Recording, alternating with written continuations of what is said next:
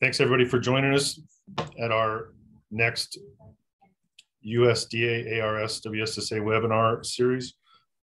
We're going to let the room fill here for just a minute or so, and then we'll get everything started.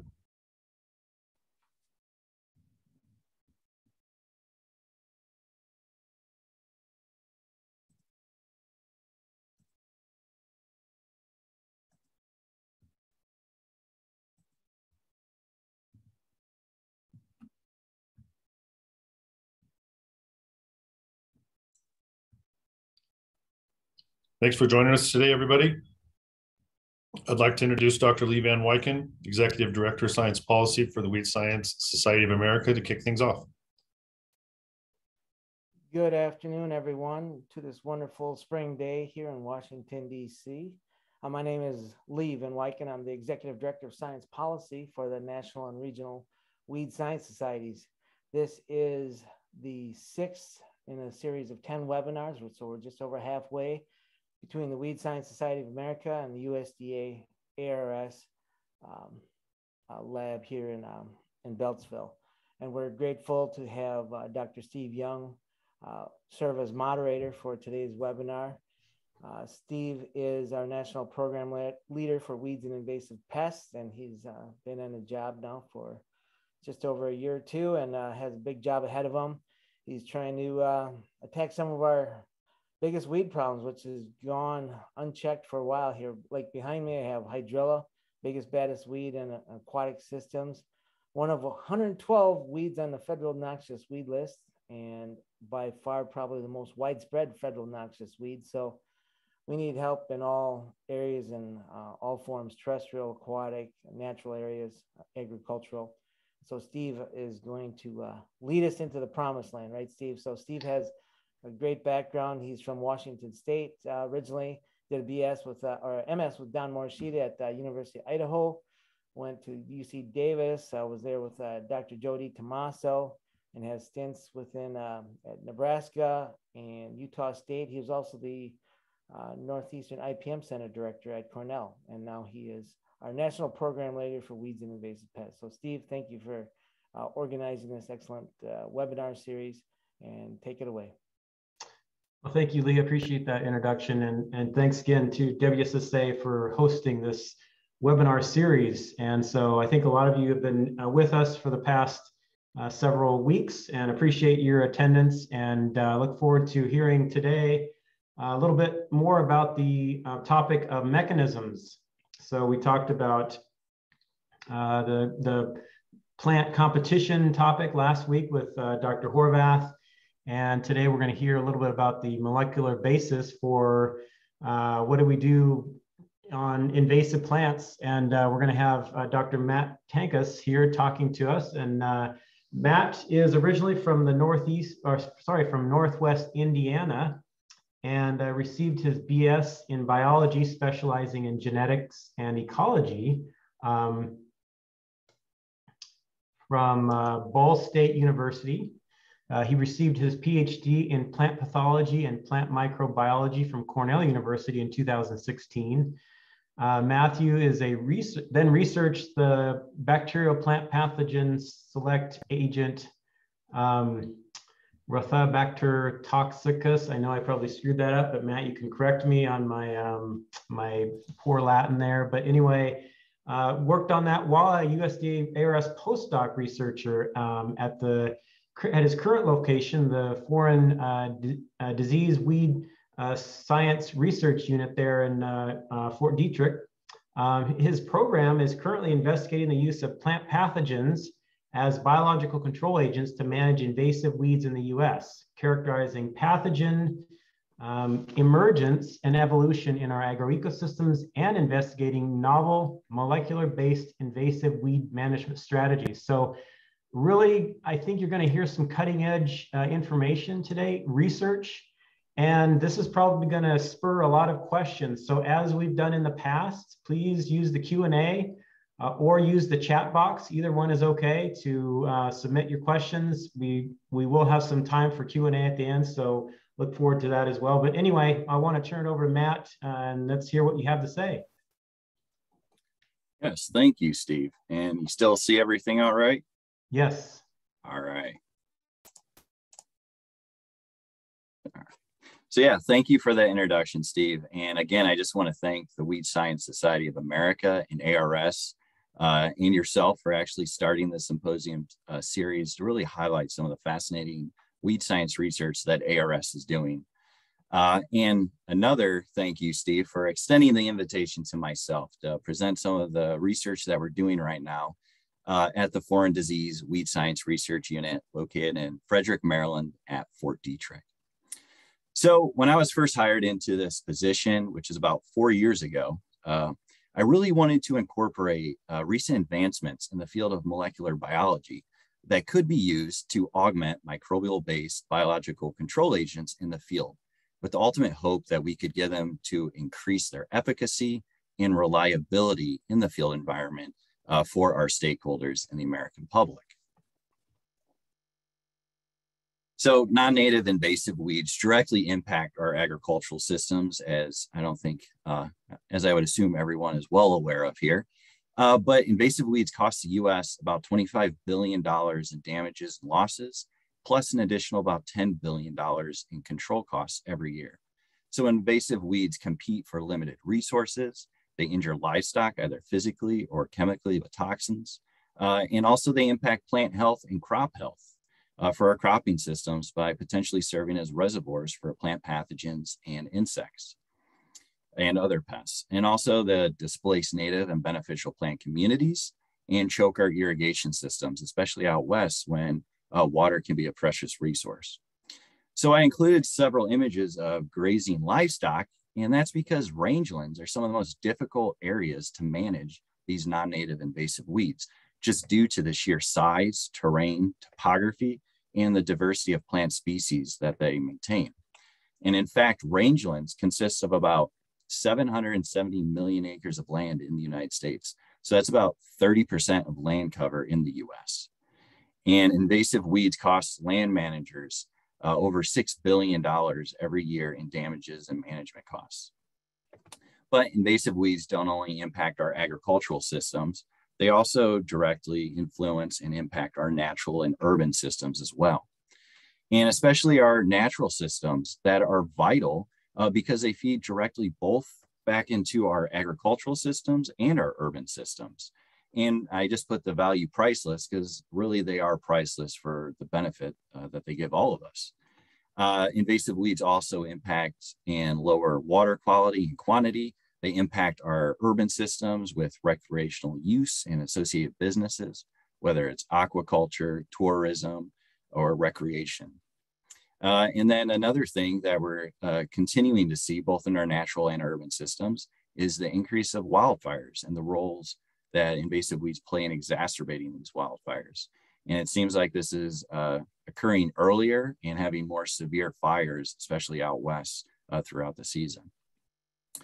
And as I mentioned earlier, so we know invasive weeds can impact crop health, but they can also directly impact and indirectly impact human health in a similar way by harboring insects that can vector and transmit human pathogens or animal pathogens just as easily.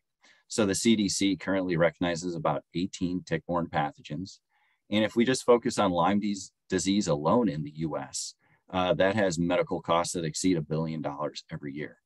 And similar to the wildfires that we see out west, we also see the increase of new diseases in the news and the expansion of ticks and mosquito populations and those pathogens that they can vector. So invasive weeds truly impact every facet of American life. And you don't need to be a grower to see that impact of invasive weeds, especially when they can impact our national security and vital precious resources. However, biological control can be a very cost-effective approach to combat invasive weeds over these large, inaccessible, or ecologically sensitive terrains. But we also have new challenges that are being thrown towards our direction, and that can include climate change. So not only is the plant range expanding for these invasive weeds and invading new areas and new ecosystems, but also the expansion of the associated microorganisms and pathogens, whether they can influence crop health or human and animal health. And with the introduction of new plant species and their associated insects or pathogens into these new ecosystems and terrains, you combine that with unpredictable weather patterns and climate change, and that really influences and impacts disease development. So not only is that going to influence managing these diseases in our crop settings, but also in trying to cause disease in what I'm doing, which is trying to cause disease with plant pathogens to control these non-native invasive weeds. So there's a lot of dynamics that are occurring in the abiotic and biotic factors, and climate change is just exacerbating that. And we'll touch upon this challenge a little later in the presentation.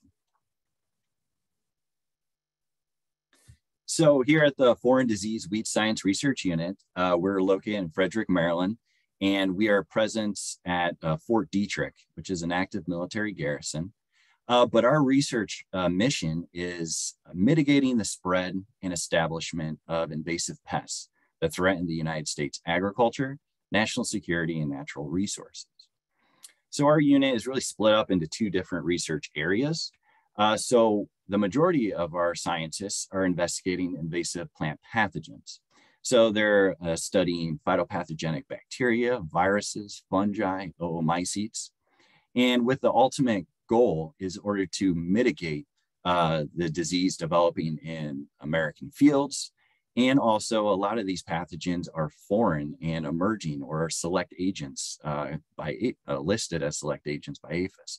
So we really want to keep these organisms out of the United States at all costs, but we need to better understand them in order to mitigate those risks if they are introduced accidentally. And then on the other side, the other group that I'm leading is looking at invasive plants. So we're kind of doing the opposite of what my colleagues are. So we're both investigating plant pathogens, but I'm trying to encourage disease and optimize it in the field in the ultimate hopes of controlling these non-native invasive plant species. So we're investigating different invasive weed management strategies, disease development, optimization and modeling, and also pathogen evolution and emergence, and the role invasive weeds play in this topic. So both of our research areas at our research unit are investigating plant pathogens, especially foreign plant pathogens. But we also share is our unit's unique biosafety level 3 plant pathogen containment facilities. So at Fort Detrick, we have a 10,000 square foot biosafety level 3 plant pathogen containment facility. And this is actually the largest BSL-3 containment facility in the US that's approved by APHIS for research on exotic plant pathogens. And the greenhouse space alone is about 7,500 square feet of greenhouse space to do a lot of these experiments. And our facility has research laboratories, greenhouses, growth chambers, dew chambers, and also a lot of instruments for molecular studies and basic questions, and all the way to applied research and translational research. The entire facility is under negative air pressure. We have HEPA air filtration. We have our own wastewater treatment facility on site. So all the fluent waste that comes from this facility is essentially autoclaved. And then also any material that comes out is sterilized. Only authorized personnel are able to access the facility after you get the proper security clearances. And upon entering, we all put on clean scrubs to do the research inside. And then upon leaving, we leave our scrubs and everything inside and we shower out to ensure that we don't bring anything out with us. So in total, the USDA-ARS actually maintains 4 BSL-3 research facilities in the US. So 3 of those 4 facilities focus entirely on animal diseases. And we are the only ARS facility that, BSL-3 facility that is really focusing on plant diseases and exotic plant pathogens. So with the weed biological control group that I'm leading right now, we really kind of have our research split up into 3 different approaches or missions. So the first one, and I'll just give a quick overview of this, is our conventional or more classical biological control research. So we're doing exploration of foreign and endemic plant pathogens for our given target weeds. Then we evaluate those pathogens in our containment facilities and do host range studies to demonstrate that they can be very host specific and also efficacious and cause disease like we would anticipate, try to optimize disease development and potential releases. But after doing all of that work, you have to submit all of this to different regulatory agencies, especially APHIS and EPA, in order to get that federal approval and state approval to release these organisms into the wild for weed management. And so that's the more of the conventional classical approach that we're doing. We're also investigating more of the molecular approach. And this is more of the basic research. And we're looking at characterizing pathogen emergence and evolution in weed reservoirs and the associated risks that that brings to our cropping systems, especially if we have some pathogens that are closely related that can infect weeds and our high value agronomic crops. Also looking at microbiome and virome characterization of these invasive weed populations. And so we know these invasive weeds are foreign coming into the US, but what else are they bringing in? So what are their microbes that they are bringing over, unique viruses that they're bringing over? What is coming over and what role will those potentially have in influencing our agro ecosystems and cropping systems in North America? Also looking at disease modeling and diagnostics, especially rapid detection for our agents that are approved to be released. We want to monitor them and evaluate how efficacious they are when they are released into the field. And the last approach and topic that we work on is more of the technology-driven approach. So how can we use advancements in molecular biology to augment these microbial-based biological control agents? So I'm not going to talk about the first two research approaches that we're doing at our research unit. However, if you have questions or interested in any of that, please feel free to ask a question or reach out. But for today, I'm really focusing on the technology-driven aspect. Again, what molecular tools can we use in biological control of non-native invasive weeds? And I want to highlight collaboration is key, because this is an ARS symposium highlighting the research that ARS scientists do. But as Steve Duke mentioned at the first presentation, collaboration is key. And I think we all know that. And it's really vital for some of these more cutting edge new approaches and technologies. You really have to have that expertise from a variety of individuals in order to see if these approaches are viable, feasible, and safe to ultimately use. So I list my collaborators on the slides as we go forward, but just have to remember their important contributions that we all work with each other. So biological control, the ultimate goal is to weaken or kill plants and ultimately suppress that weed population so it doesn't continue to spread as easily and really wreak havoc on our agro ecosystems. And this can be achieved either with plant pathogens or insects. And I know Melissa gave a talk a couple of weeks ago looking at insects and the work that the ARS group in Florida performs trying to evaluate insects to manage these invasive weeds in North America. However, a downside of biological control is that it's not always 100% effective.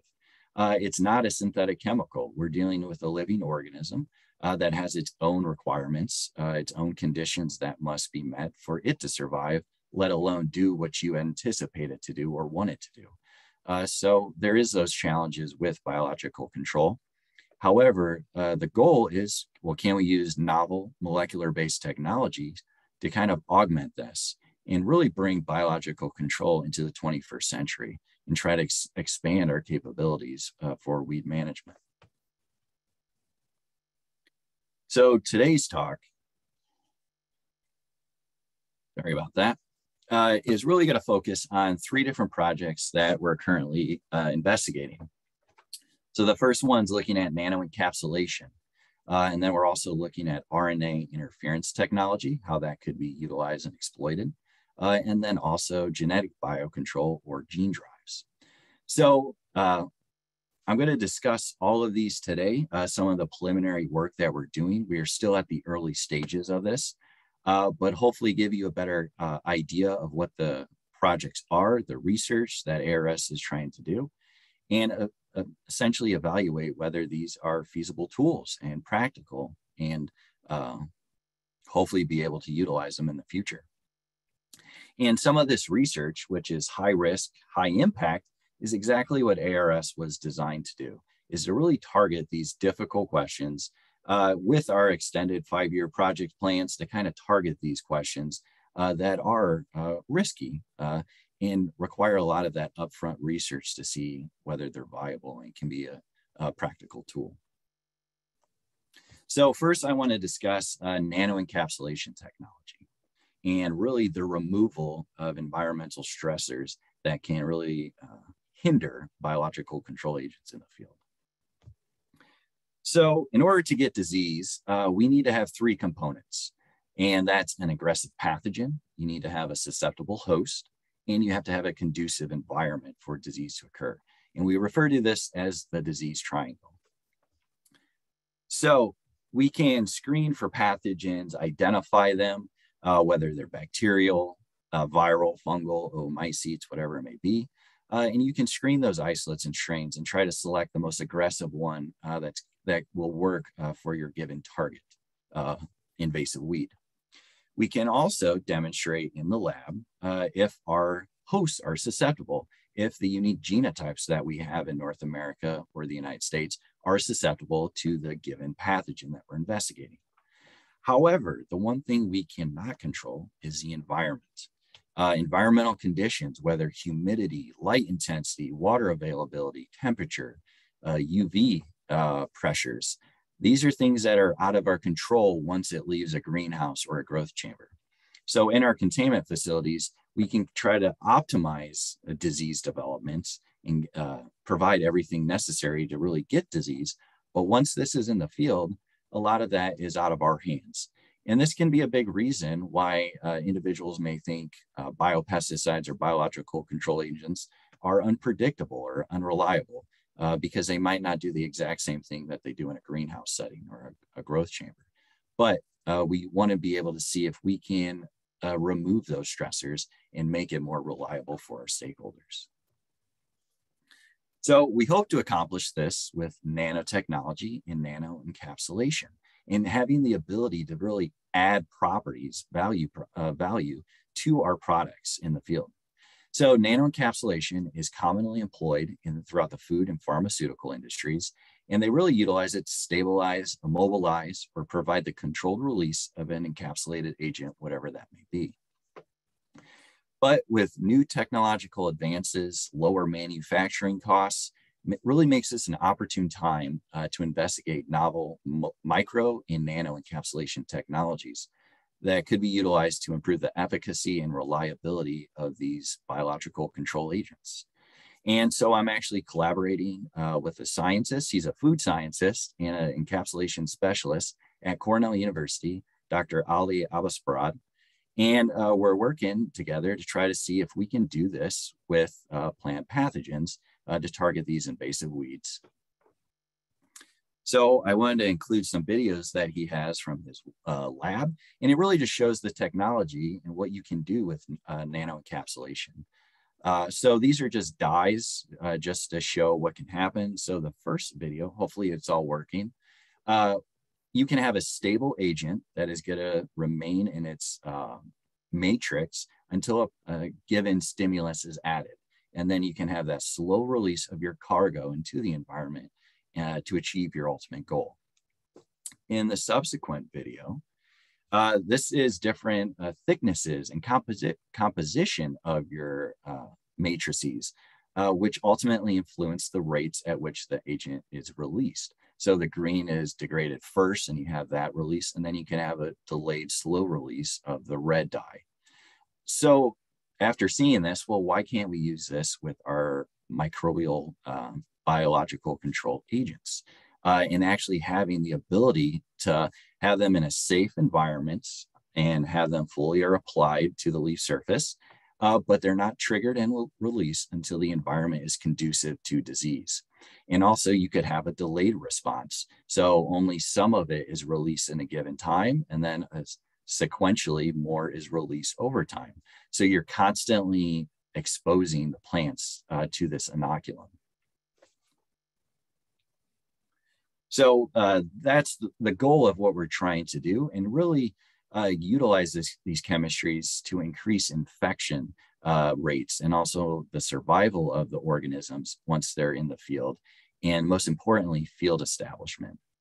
And this is really critical because a great thing about using plant pathogens to manage these invasive weeds is that you can get a first infection and then you can get secondary infections because, again, you're dealing with a living organism on its own. And in some organisms, they can persist on the dead plant material. And in subsequent seasons, you can have that reestablishment and further spread. So ensuring that you have a high amount of inoculum that very first application is really critical to get that establishment in the field. Oh, and I just wanted to highlight, so there has been research in this looking at more macro and micro-based products to pretty much increase the shelf life or the ease of delivery for certain bioherbicides. But what we're trying to do is add more value products to it, such as causing micro wounding or only being released under a given stimulus. So right now, with the collaborator, Ali, we're trying to do this with a model system to demonstrate that, yes, we can encapsulate through the different technologies an invasive weed pathogen and see if we can control and add different properties with chemistry to that to see if we can get a slow release with a specific stimulus, or also cause micro abrasions or wounding to the plant surface to increase the likelihood of disease. And so we're doing this with a model bacterial system. We're playing with garlic mustard right now, and we're utilizing an endemic garlic mustard pathogen that I identified called Xanthomonas campestris pathovarine cannae. And the strain we're working with is very effective at garlic mustard, and it appears to have a very limited host range against this weed. But those host range studies are still occurring. But we kind of wanted to use a bacterial system as a model system because you can easily grow it, and it's just easier to manipulate than a given fungus. But one of the things is with this bacterial pathogen is that you can really see nice disease if you have a wounding event occur. So these two images of the leaf is either the leaf was cut or it was pierced with a needle or wounded in some way. And you can have that rapid disease development. And this pathogen actually internalizes in the vascular system. So it can spread systemically throughout the plant and ultimately results in plant death. And another aspect is that not all pathogens are created equal. So what's cool about this technology is that we could tailor it to a given microbe and to a given host. So you can really work with each pathosystem and optimize it for that given environment and pathogen. So in this case, Xanthomonas requires wounding to really see that nice severe development and plant death on a very regular schedule. However, if you don't wound the plant, like what we would see in nature, if you just did a foliar application, you will still get infection as we see on the margins of the garlic mustard leaf. And that's because the bacterium is able to enter through the hydrathodes on the leaf margins and access those vascular elements and spread throughout the plant. So you still get disease, you can get plant death, but it takes longer to get that desired effect of what we want. So how can we encourage that in the field? So the first thing is really, you have to know what the chemistry and the leaf surface is of your given plant. Obviously, this is going to be different for every weed that we're dealing with. But for garlic mustard, you have to see what kind of chemistries are going to interact with that leaf surface and adhere to it. So looking at the top surface and lower surface of the garlic mustard leaf, and then seeing, again, what chemistry is going to work best. So you can see these white droplets. So in no way is this nano or micro. So the bacteria is in there and it is encapsulated in those matrices. However, this is just droplets placed on the leaf. So you could visually see how well the substance would adhere or roll off the leaf. So this is not how it would look. You would spray it either in a mist or even in a powder form. You could apply it. So our first iteration of this, it didn't adhere nicely, and it would roll off the leaf, and any rain event would quickly wash it off the leaf. So change it up, change the chemistry, and then we're able to actually get tight adherence to the garlic mustard leaf. And again, these are just droplets of the encapsulated bacteria within it. But this shows that we can just change those chemistries and get it to attach to our given leaf tissue of choice. So ultimately, what we were able to demonstrate just at the early stages is that you can encapsulate, in this case, a bacterial pathogen with different steps. It survives that encapsulation process, it remains viable, and it still remains pathogenic. And we were actually surprised because this was just a quick encapsulation. There wasn't any additive properties incorporated to cause wounding to the leaf. But with our encapsulated bacteria, we were able to see those nice V-shaped lesions where it's accessing that vascular system of the garlic mustard. But in the non-encapsulated control, you really still see it near that leaf margin, and it's not really progressing as deeply. So we're excited about that. We're going to look at this further, add other elements to the matrices, but we also need to evaluate this under inhospitable environmental conditions. High light intensity, heat, temperature, water, low water availability, etc. So ultimately, what the potential is that we could, in a way, control these microenvironments, even if they're in harsh, unpredictable environments, which we can see more regularly with climate change and in disrupting that and influencing that. So the ultimate goal is that we can control all three aspects of the disease triangle in order to increase the likelihood we'll have nice field infection and ultimately pathogen establishment when it's released. So now I'm going to switch gears and move over to RNA interference technology and essentially hijacking the plant's defense system against itself.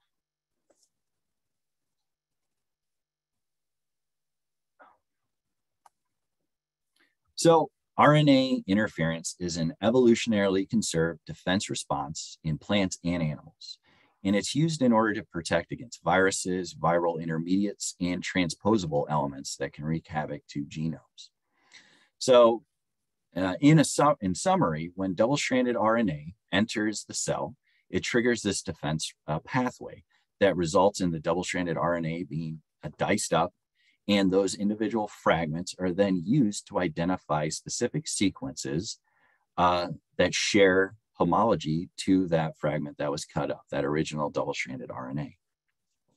So this pathway is essentially using that RNA template as a guide to find any homologous regions or similar RNA, such as messenger RNA, and then degrade that so that product isn't there and you can inhibit that transposon or those viral intermediates. So RNA interference has been used thoroughly in molecular biology over the years, and it's great for investigating cellular pathways and gene functions. And so you can transiently silence a gene and its product and see what role it plays in the cell process. So it's a great tool to use in molecular biology. And more recently, the idea has, well, what about applying this as a management tool, especially topical applications, foliar applications of double-stranded RNA for disease suppression. And this has been demonstrated and validated several times, looking at protecting against plant viruses and aphid-transmitted viruses, and also pathogenic fungi. And so the question is, well, if we can use this to suppress diseases, well, why can't we use this against the plant itself to make itself weak or more susceptible to disease or less fit in a given trait? So there's numerous advantages to this approach. You can topically apply it. There is evidence that it can be absorbed through the leaf. Obviously, this depends on the plant and the leaf structure. There's a lot of challenges in that. But it's a non-transformative way. So you get transient gene silencing. You're not having a genetically engineered plant by any means. It can also be made species specific because again, we can target unique sequences that could be present in only one species. So it's very fine-tuned control mechanism. And it's comprised of inert nucleic acid. This cannot self-replicate. It's not a virus. It doesn't have that capability. It's just a double-stranded RNA or RNA fragment. It's environmentally sustainable and it naturally breaks down. So RNA isn't exactly that stable, especially in an environment with active nucleases, UV potential, etc.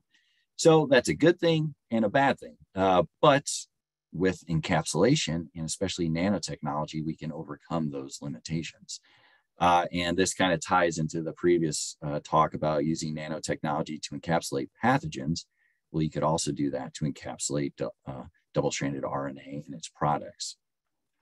So I just briefly wanted to highlight a recent study from 2017 in Nature that was able to really show how nanotechnology can increase the reliability of this double-stranded RNA and as a potential agricultural tool to manage, in this case, diseases of plants.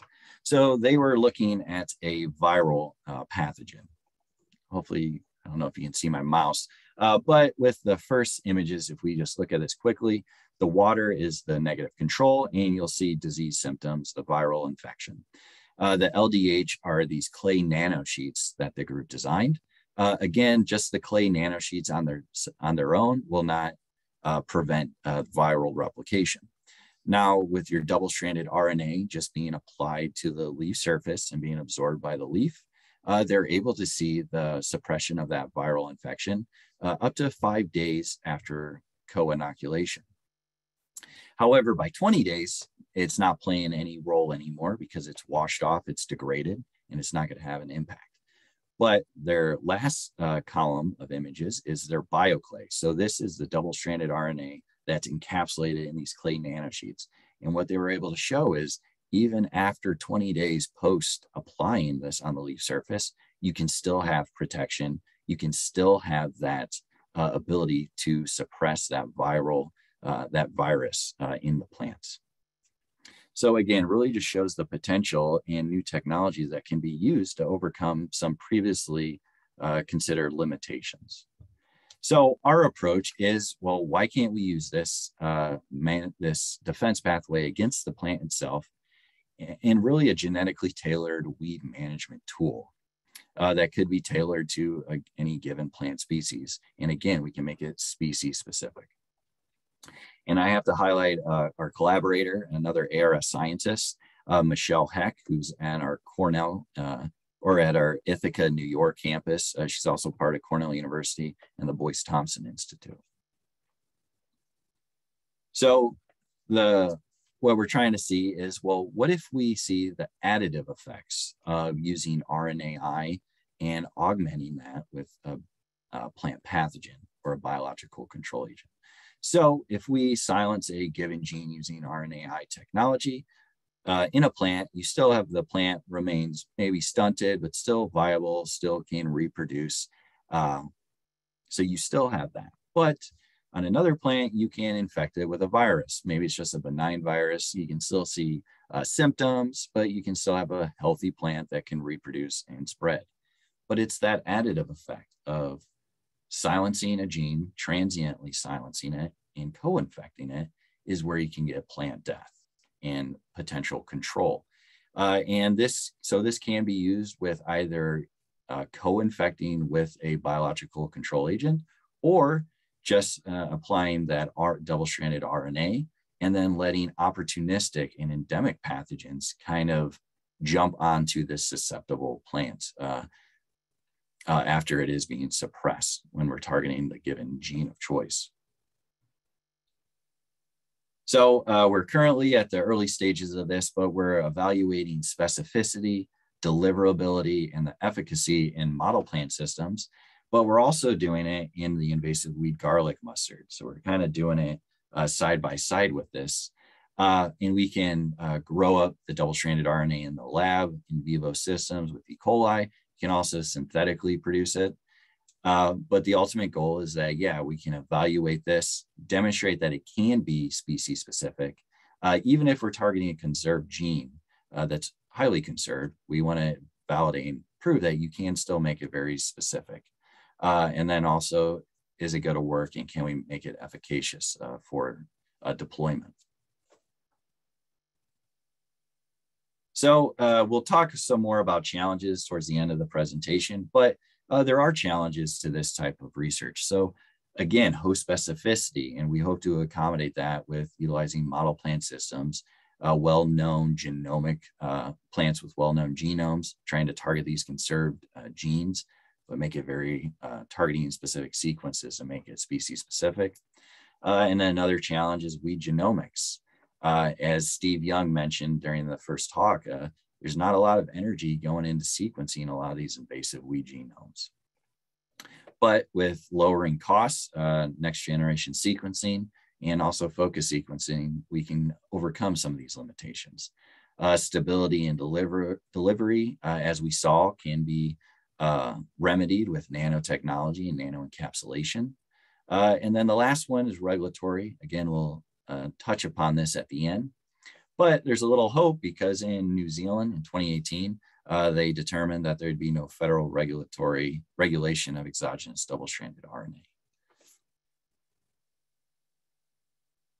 So in the remainder of the talk, I want to focus on our last topic, which is a gene drive, potentially used to disrupt plant reproduction and limit the population spread. So myself and collaborators at the University of Minnesota, so Doctors Alan Smith, Neil Anderson, and Roger Becker, we're working together to see if, in wanting to really evaluate the feasibility, viability, and safety of a gene drive to manage non-native invasive weeds.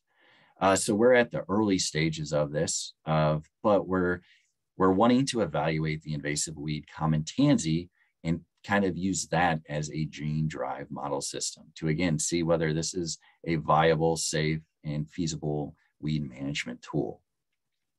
So common tansy is an invasive Eurasian perennial, an Asteraceae. It's considered a noxious weed in multiple states, toxic to livestock, and acts as a reservoir for plant viruses and other pathogens. However, currently there's very limited control options that are available to manage this weed. And that's because it has a widespread distribution. There's no approved biological control agents. I think there is some research going on in Europe with collaborators in North America trying to investigate. I think they have a handful, one or two insects that they're looking at. But the host specificity is looking like it's an issue because we have native, closely related tansy relatives. And some of those species are threatened or endangered. So that makes it even more challenging to get a biological control agent to be released for this invasive weed. But we think this can be a great model system because it's sexually reproducing, it's self-incompatible, which is important, it's a diploid, short life cycle, and it's a prolific seed producer, up to 50,000 seed per plant, and it's insect pollinated, which can really aid in the dispersal of a potential gene drive.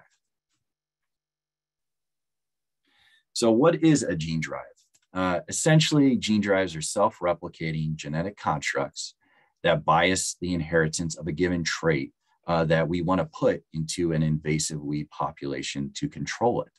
So therefore, thereby we can result in population level control of a non-native invasive weed. But how does that work?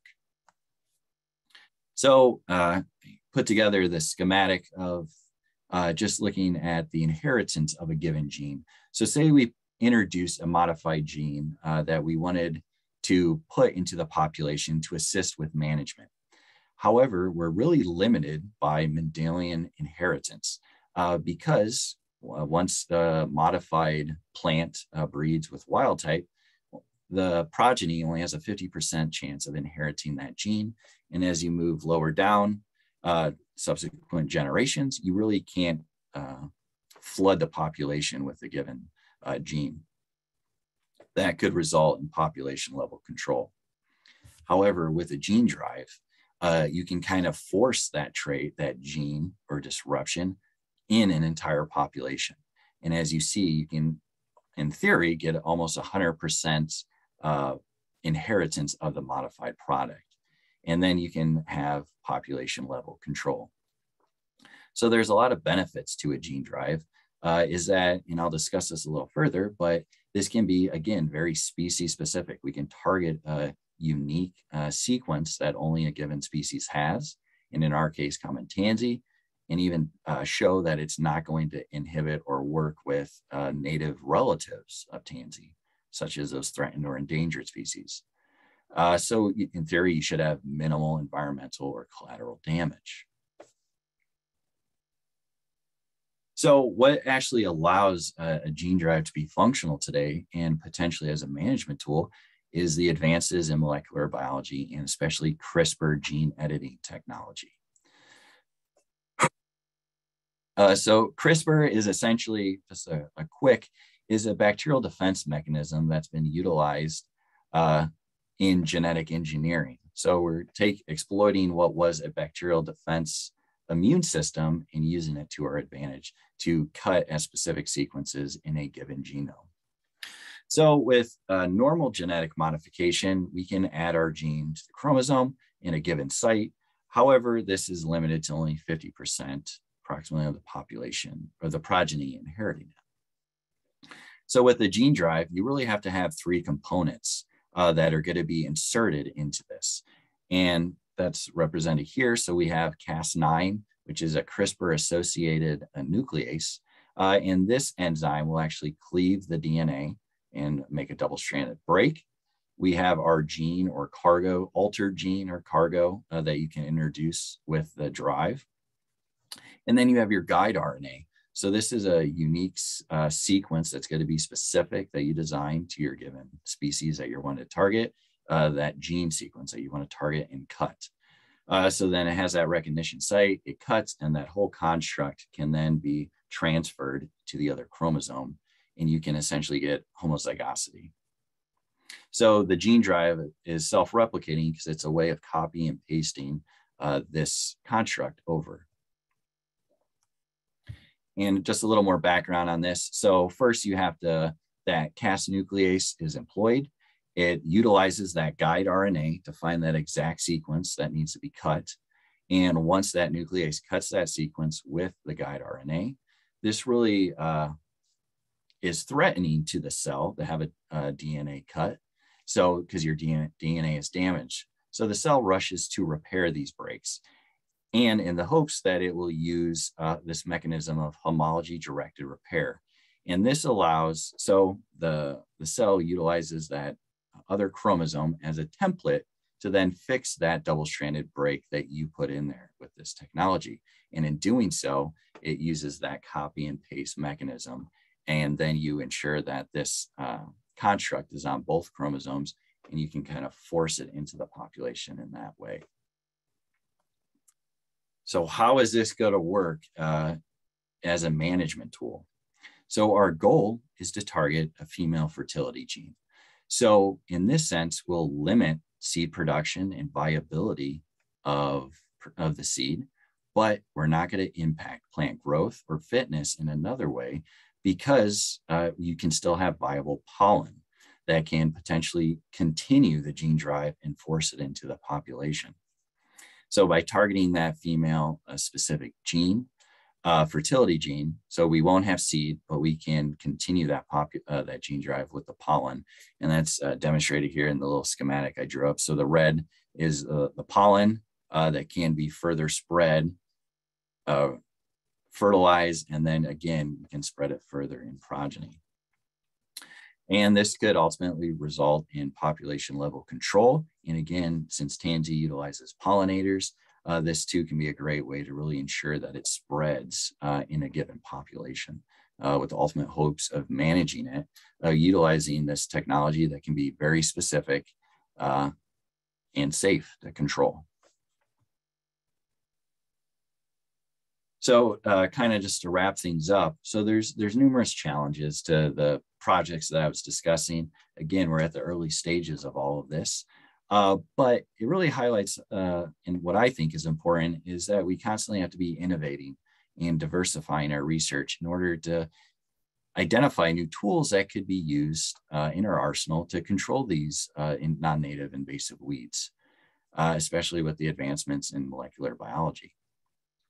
And this is exactly the type of research ARS was designed for. It's high risk, high impact projects, but they're essential to see whether a tool or technology is going to be feasible, viable, and most importantly, safe to actually be utilized in the field setting. But only through research can we mitigate these risks, work around that, understand it, thoroughly design it, and especially test this in a highly contained, controlled research facilities, such as what Fort Detrick possesses and the Foreign Disease Weed Science Research Unit. Now, I know a lot of questions will probably be about policy and regulatory and whether this will be accepted or adopted, whether RNAI or nanotechnology or gene drives. However, as a scientist, I have to highlight that ARS is a research institution. We're not a policy institution. That's not our job. Our job is to show that whether the science, again, is feasible, viable, and safe.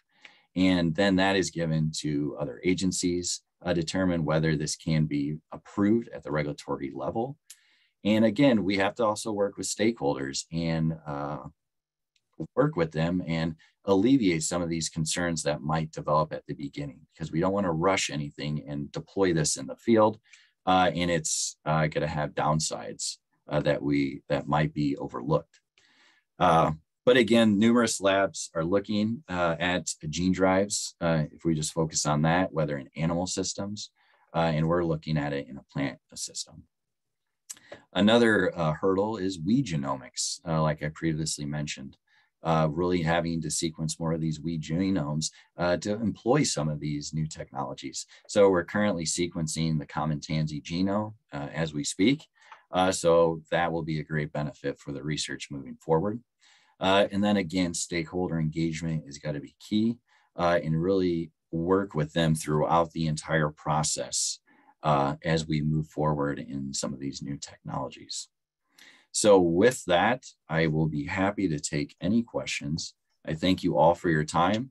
And I want to just thank all of my collaborators at Cornell, ARS, and the University of Minnesota for doing some of this great research. Again, we're at the early stages, but hopefully in a couple of years, if we do this again, we'll have some great progress about the technology and what's been happening on that front. So thank you for your time and happy to take any questions. Yeah, thanks, Matt. That was great. A lot of really good information there. And I think we'll just cut right to the Q&A box. If you can see, there's a question from Dustin. Maybe you could answer that one first. We'll kind of go in these in order as time permits, but yeah, maybe address that one there. And yeah, so the first question is, I know one of the biggest negatives of encapsulation methods have a dramatic effect on pollinators. Does the nanoencapsulation encounter the same issue? This is still early to say whether it's going to influence pollinators of that, but the chemistry that we're using is safe for the food industry, and that's why we're working with a food scientist. So this is all safe organic material that's going to be incorporated into these matrices. Let me pull up the questions again. So no, we don't foresee that being an issue, but that is something that is going to be investigated as we move towards that.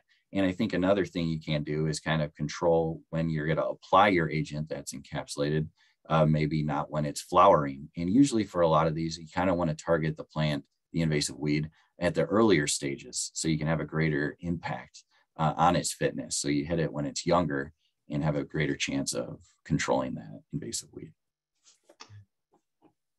Another one there from Leonardo. I don't know if that one's, it's a little lengthy, but maybe address that one. Let me try that. So I understand, the question is, I understand that if the control agent is an active component from a pathogen that it can, oh, hold on, getting stuff moved. Understand that control agent is an active component from a pathogen, then it can be controlled. But if the biological control agent is a microorganism itself, how can it be contained once it is actively reproducing in the host? wouldn't you be concerned about transmission to native plants, which might provide a suitable host or an unknown host in both an agricultural and ecological setting?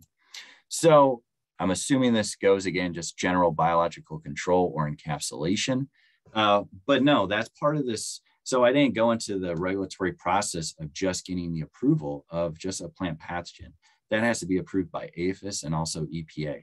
And we have to do extensive host range studies to demonstrate the specificity of these pathogens and to ensure that they are going to be specific to our given target. So a lot of research really goes into those host range studies. So that shouldn't be a factor, because we should know whether it's going to be host specific before it even happens. Yeah, great. Question there on polyploid weeds, more likely to develop resistance to RNAI or genetic biocontrol than diploid weeds. And actually, that was one of my questions, Matt, with what you're doing on tansy, which seems like a model plant. Relating this to others that aren't specifically good models, is that going to work as well? Or maybe the challenges are going to be even more with those non-model plants? Yeah, and it's a great question, because this really is going to be a challenging thing. And a gene drive might necessarily be the silver bullet for invasive weed management. It might only actually work for a handful of these invasive weeds, just because you need to have those specific requirements to make it feasible. So so a variety of things can influence that. But yes, whether it's a diploid, polyploid, that can be an issue. And that's something that we didn't want to try to focus on. And that's why it wouldn't be a model system in this case. But yeah, that's a lot of unknowns. And again, more science really has to address those questions. Yeah, great. We've got a three-parter here. It's also in the chat from Olivier. He's in Berlin, so we've got a few questions about he's talking about soil. In your case, the agent will be applied to weed leaves. What about weed like Cuscuta species that are leafless? So plants with no leaves. Yeah, it all depends on the pathogen that you're dealing with. So you could use soil-borne pathogens and could release that into the environment, into the soil nearby the plants. And we know this for several pathogens that they can infect through the root system. So yeah, it doesn't have to be a foliar application. It just can be applied in that sense. But again, it really depends on the pathogen and the pathosystem. But yeah, we don't want to limit it to just one type of organism. Yeah. He's asking about, we'll just skip that. The gene drive technology is a bit of a concern. So which one are you on now? I'm on the third part of his question. So if the weeds are eliminated, won't the ecosystem be disturbed? Well, in this, we're trying to remove these non-native invasive weeds because they already have disturbed our ecosystems. And again, with a variety of things they can harbor, either impacting crop or animal and human health. So no, it will be disturbed if we're able to remove them, but that would be the goal of what we're doing, is trying to remove these non-native invasive weeds from these new environments that they're colonizing.